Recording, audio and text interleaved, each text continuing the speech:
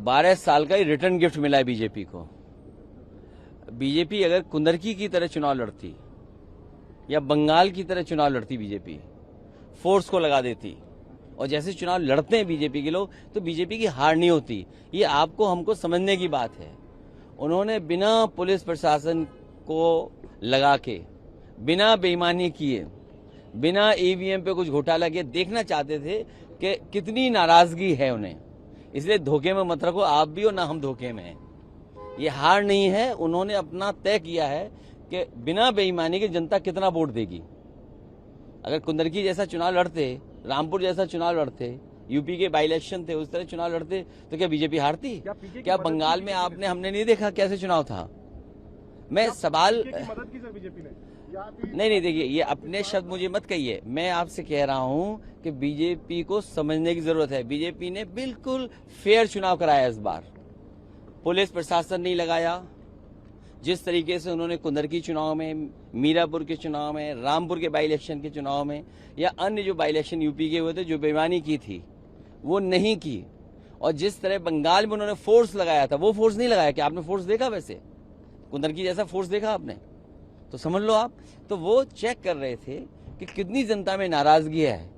जब आम चुनाव आएगा तो वो अपना फोर्स लगा देंगे। अरे दतिया की तो बतिया ही मत करो, बात ही मत करो आप।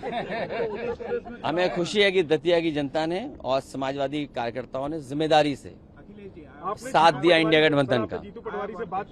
नहीं, पार्टी के प्रदेश अध्यक्ष, उनसे बातचीत हुई, और हमारी पार्टी का जो भी संगठन है मध्य प्रदेश का और झांसी का, क्योंकि रिश्तेदारियां हैं आपस में, विधानसभा में इधर उधर दोनों क्षेत्रों में एक दूसरे की रिश्तेदारियां हैं, तो जो मदद और सहयोग कर सकते थे हम लोगों ने किया। यहाँ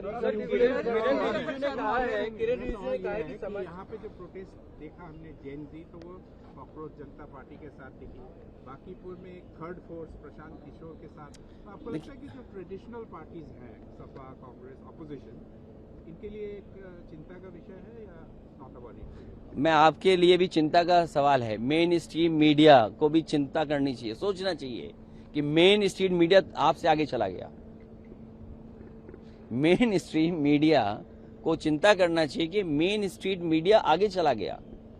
जो लोग सड़क पे थे, जो बीच में थे जनता के, आप पहुंच नहीं पाए। वो कारण मैं नहीं बोलना चाहता हूं, आपको भी जाना चाहिए था।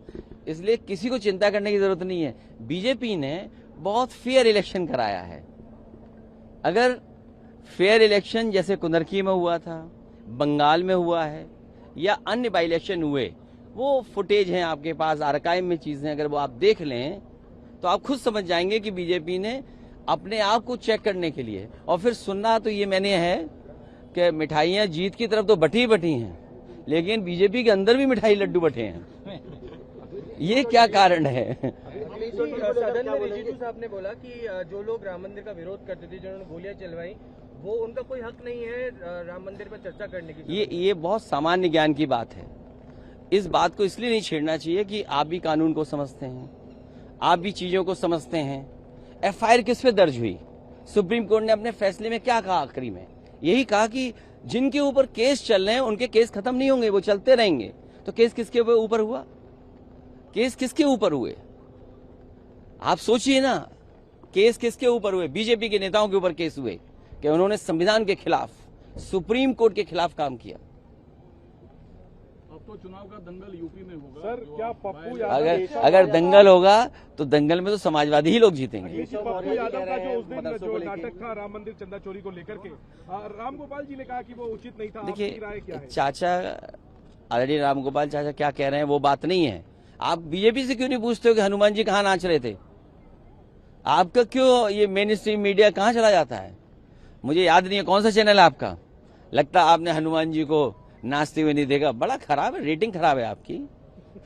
आपके व्यू ज्यादा नहीं आ रहे हैं। E20 को लेकर क्या कहेंगे? केजरीवाल जी तो सड़क पर उतर आए, लेकिन देखिए E20 में इतना ही कहना चाहता हूं। मैं सभी ऑटोमोबाइल कंपनियों से निवेदन करना चाहता हूं, आप गाड़ियां बेचने के लिए इतने बड़े बड़े ऐड देते हैं, इतना कुछ माइलेज के बारे में बताते हैं। E20 पेट्रोल जिन जिन गाड़ियों में पड़ रहा है, सभी ऑटोमोबाइल कंपनियां ऐड दें कि इससे माइलेज बढ़ गया है, मेंटेनेंस फ्री हो गई है, और इससे कीमत भी कम हो गई है, चलने में भी आराम है। तो ये ऑटोमोबाइल कंपनियां ऐड क्यों नहीं दे रही हैं? और अगर ऑटोमोबाइल कंपनियां ऐड नहीं दे रही हैं, इसका मतलब ये है कि सरकार के साथ साथ मुनाफा वो भी कमा रहे हैं, कहीं ना कहीं स्पेयर पार्ट में मुनाफा कमा रहे हैं, या किसी और तरीके से ऑटोमोबाइल कंपनी भी अंदर ही अंदर हाथ मिलाए हुए हैं। जैसे अभी हम लोगों ने दान पात्र देखा, तो दान पात्र में ताला तो ऊपर है, लेकिन दान पात्र के नीचे सुरंग है। यहाँ पे आप लोग प्रोटेस्ट नहीं कर रहे ना? बहुत धन्यवाद।